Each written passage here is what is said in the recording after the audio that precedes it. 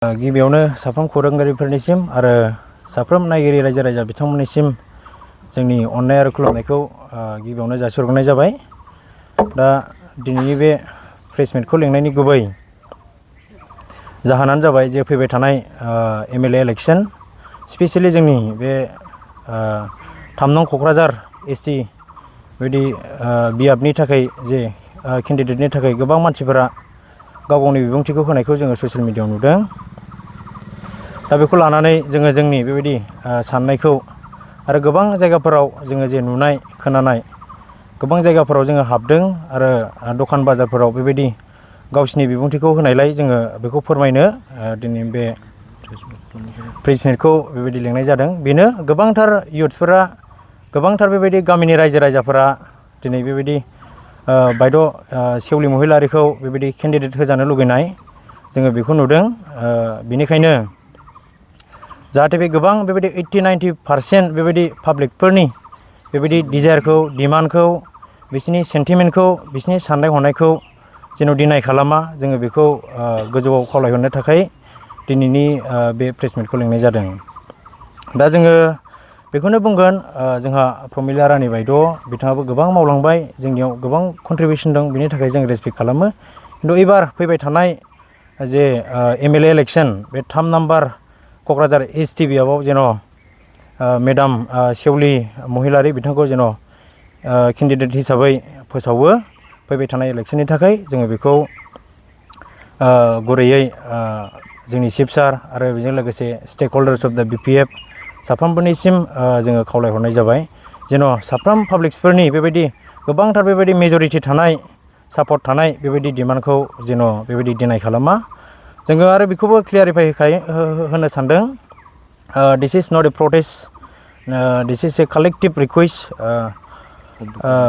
of the peoples and we are not against of anyone, just our demand is simple and clear. We want progress, accountability and strong and energetic leadership for our constituency, and we really believe that Seoli madam is the right candidate for upcoming election to our constituency. जोंनि बियाबनि थाखाय सेवलि बायद'आनो बेबायदि सासे energetic बेबायदि दैदेनगिरि जागोन जोङो फोथायो। जोंनि बुंनांगौआ बेनो जाहाथे फैबाय थानाय इलेक्शनाव जोंनि रिकुवेस्टआ बेनो जाहाथे बायद'खौनो जोंनि बिपिएफ पार्टिनिफ्राय जेन' जोंनि स्पेसियेलि बे 3 नं क'क्राझार एसटि बियाबाव केन्डिडेट हिसाबै बेबायदि फोसावो जाहाथे डिनाय खालामा सिरियासलि बेखौ लानाय बायदि जोङो खावलायहरनाय जाबाय। बेखौनो बुङो जोंनि डिमान्डआ बेनो जे प्रमिला रानि मेडाम फर्मार एमएलए आसाम बिथांखौ जों दाहो होनाखै खिन्थु स्पेसियेलि जोंनि बे बियाबाव 3 नम्बर क'क्राझार एसटि बियाबाव जेन' सेवलि बायद'खौ होयो। जेरै जोंहाहाय चिफ सारा गोबांथार बेबायदि खामानि मावलांबाय खामानि मोजां मावनायनि थाखायनो बे देरहागासिनो दं। खिन्थु माखासे खारनाव गिदिर लिडार जानायखाय गिदिर दैदेनगिरि जानायखाय सारखौ जोङो सुबिदा असुबिदा समाव लोगो मोननो नागिरा। बेनिखायनो बिनि जायगायाव जों सुबिदा असुबिदानि थाखाय जोङो सेवलि बायद'खौ लोगो मोनगोन आरो बेनि थ्रुयै जों गोबां खामानिखौ बेबायदि मावनानै लानो हागोन। एसेनोसै। जोंनि जानाखि देबेरगाव बा बे 3 नं क'क्राझार एसटि कनस्टिटुयेन्सिनि रायजो राजाफोरनि जानाखि लुबैनाय जोंनो यां नांगौ दैदेनगिरिखौ मानो होननानै बुङोबा जोंहा ओनसोलाव जौगानायनिफ्राय लानानै लेखा फरायनाय आरो गुबुन गुबुन जेंना जेंसिखौ बोस्रांनो थाखाय जोंनो गोदान लिडार नांगौ।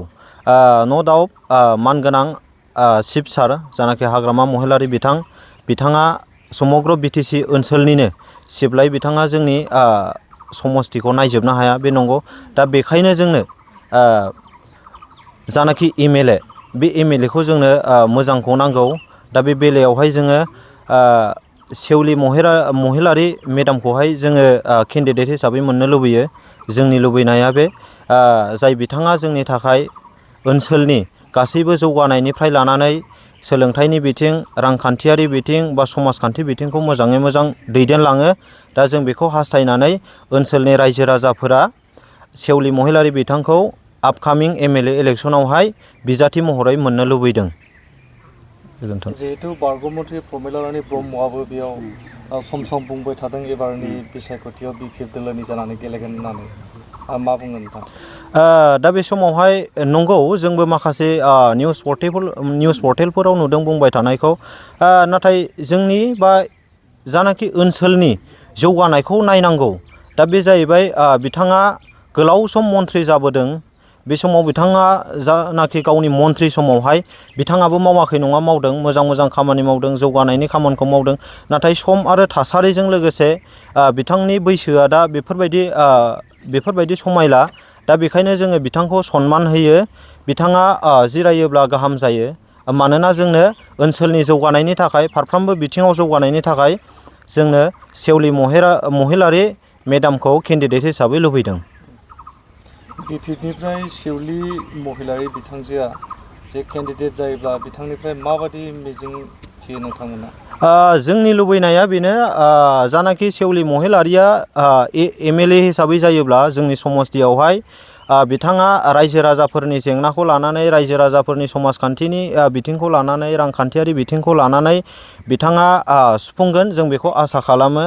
मानोना बिथाङा सासे रोंगौथि गोनां आरो गोरों दैदेनगिरि हिसाबै जों मानियो। दा बेखायनो बिथाङा ओनसोलनि गासैबो जेंनाफोरखौ, जौगानायनि खामानिफोरखौ, सोलोंथाइनि खामानिफोरखौ, रांखान्थिनि खामानिफोरखौ मावफुंगोन होननानै जोङो ओनसोलनि रायजो राजाफ्रा बिथांनि सायाव फोथायो। सेवलि महिलारिनो नोंथांमोना टिकेट होनांगौ होननानै दाबि खालामदों दिनैनि समाव, आरो उननि समाव जुदि गमामायैनो प्रमिला रानी ब्रह्मनो जुदि टिकेटखौ होनाय जायोब्ला नोंथांमोना मा राहा लागोन? बिनि सायावहाय जोङो दा बे बेलायावहाय जों जेबो बुंथ'नाय नङा। खिन्थु पाब्लिक जानाखि जोंनि डिमान्ड, ओनसोलनि रायजो राजाफोरनि जानाखि डिमान्ड, बियो जाहैबाय फार्स्ट प्रायरिटिया, फार्स्ट प्रेफारेन्सआ जाहैबाय जोंहा सेवलि महिलारि मेडामजों जागोन। उनावहाय हाइकामान्डआ मा डिसिसन लायो जों बेखौ बुंनो हाथ'नाय नङा। खिन्थु जानाखि देबेरगावनि ओनसोलनि रायजो राजाफोरनि डिमान्ड, ओनसोलनि रायजो राजाफोरनि गांनाय लुबैनाय, बे लुबैनाया जोंहा सेवलि महिलारि मेडामजों दङ। बर्थमान जिहेतु इउपिपिएलनिफ्राय सासे एमएलए लरेन्स इसलारि बिथाङा एमएलए जानानै दङ, बिथाङा नोंथांमोननि नैबे ओनसोलावहाय खामानि मावाखै? दा बेखौ जोङो बुंनांगोन, जोङो गुबुन जायगाफोरनिखौ बा गुबुन ओनसोलफोरनि खोथाखौ जोङो बुंनो थाङा। नाथाय जानाखि नैबे जोंनि देबेरगावनि जानाखि ओनसोलफोर, माखासे ओनसोलफोरा जानाखि बिथांमोननि 5 बोसोरनि जानाखि सरखार, बिथांमोनहा जोंनि ओनसोलाव खामानि मावनायखौ जों नुनो मोनाखै। जायनि जाहोनावहाय थांनाय बिटिसि इलेक्सनावबो जेननो गोनां जादों। आरो जोंहा माखासे गोबांथार जेंनाफोर दं, जायफोर जेंनाया 5 बोसोरावहाय मावफुंजायाखै। लामानि जेंना दङ जोंहा, दालांनि जेंना दङ जोंहा, गामि गोथौआव दासिमबो मावफुंजायाखै। दा बैफोरनाखि जेंनाफोरा एमएलए थानाय हिसाबै बिथांजों मावफुंजानो गोनांमोन, नाथाय बे मावफुंजानायखौ जों नुनो मोनाखै। दा बेखायनो जोंनो ओनसोलनि रायजो राजाफोरा, ओनसोलनि मेलेमजिबि बिथांमोनहा बा गासैबो रायजो राजा बिथांमोनहा गोदान एमएलए नांगौ, जोंनो गोदान केन्डिडेट नांगौ, बेखौ जों लुबैयो। बिथाङा टिकेट मोनोब्ला देरहानायनि आसायाव दङ? बिथांजोआ जुदि टिकेट मोनोब्ला बियो देरहानाया रोखा, बेखौ जों बुंनो हायो। मानोना ओनसोलनि बे देबेरगावनि गासैबो ओनसोलफोरनि रायजो राजाफोरा दिनै सेवलि महिलारि बिथांखौ नागिरदों। आरो गमामायैनो सेवलि महिलारि बिथाङा जुदि टिकेटखौ मोनोब्ला बेहाय देरहानाया 100% खाथां होननानै जों बुङो। बेखौनो आं बुङो जे गामिनि गावबुरा जानानै जे जोंहा सिगाङाव प्रमिला बायद'आ गोबांथार खामानि मावबोदों। रानिं 30 बोसोर जादोंब्लाबो खामानि मावनाया माखासे आद्रा थालांबावदों। बे आद्राखौ मावफुंबावनो थाखाय जोंहा मोजां केन्डिडेट नांगौ होननानै जोङो नैबे दानि फैगौ बिधान सभा एमएलए इलेक्सनावहाय जोङो नैबे सेवलि बायद'खौनो जोंनि बे गामि ओनसोलाबो जोङो माखासे आद्रा थानाय खामानिखौ मावफुंनो थाखाय जोङो सेवलि बायद'खौनो जोङो आसा खालामदों आरो जाहाथे केन्डिडेटखौ सेवलि बायद'खौनो होयो। दानि जाबाय थानाय एमएलए लरेन्स इसलारिया बे ओनसोलाव जेबो खामानि मावाखै होननानै नोंथांमोना बुंनो सानो नामा? दा जोंनिखौ जों बुंनो थाङा, मानो होनबा जों गुबुननिखौ बुंनो थाङा। जोंनावबो माखासे जों गोबांथार खामानिखौ जों नुवाखै। जे जोंहा कृषक बा आबाद मावग्रा हिसाबै जोङो मेन बान्दो जाम्फैखौ जोंनो गोनांथारमोन, नाथाय बेखौ जों दासिम जों मावफुंनायखौ नुवाखै। दा नंखायनो जोंहा आरो आद्रा दंबावो जे बान्दोनि अनगायै जोंहा माखासे लामा, औवानि दालां आरो दंफांनि दालांजोंनो जों गोबांथार रायजो राजानि माखासे मानसिफ्रा माने खस्थ' भुगिनानैबाबो हान्थिनायनि लामाखौ जोङो माने मावफुंनांगौआव जोंहा गोबांथार खस्थ' जायो।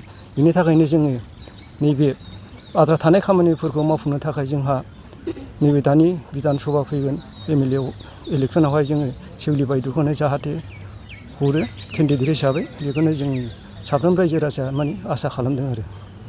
BTCनि गाहाय खुंगिरि हाग्रामा महिलारिनि आंगो अनसुलि बिसि सेउलि महिलारिखौ नोंथांमोना जे बिजाथि हिसाबै एबार खालामनांगौ होननानै दाबि खालामदों। मानि थाखाय नोंथांमोना सेउलि महिलारिखौ केन्डिडेट खालामनांगौ होननानै बुंगासिनो? नंगौ, जोङो लकेलिटि हिसाबै जोंनि नैबे देबरगाव समस्थियाव जोंनि हाग्रामा सारानो गोग्लैयो। नांगौ समाव जों हाग्रामा सारा गोबांथार जायगायाव माने बेरायनांगौ हिसाबै जोंहा बेहाय जों नांगौ समाव जों मोननाय जाया।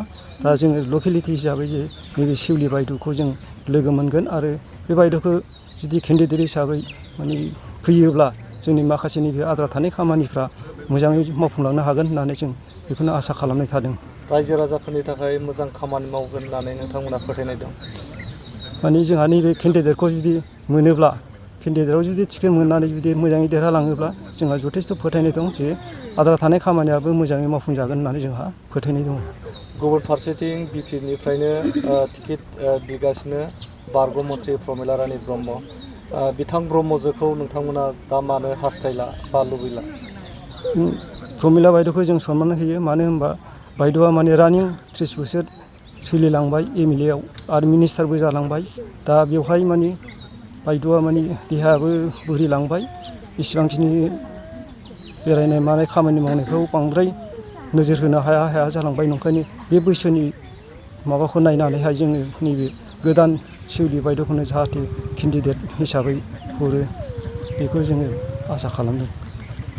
जुदि सेउलि महिलारिया जुदि गमामायैनो केन्डिडेट जायोब्ला बे गामि ओनसोलनि रायजो राजाफ्रा बिथांजोनो भट होनो थाखाय साखाफारा केन्डिडेटआ जुदि बायद'आ जुदि केन्डिडेट जायोब्ला जोंनि रायजो राजा साफ्रोमबो माने केन्डिडेट बे बायद'नो होगोन होननानै जोंहा थांखि लाखानानै दङ। देरहागोना बेसेबां जौखोन्दो? टिकेटखौ मोनोब्ला जोंहा 100% फोथायनाय दङ जे सेउलि बायद'आनो देरहागोन।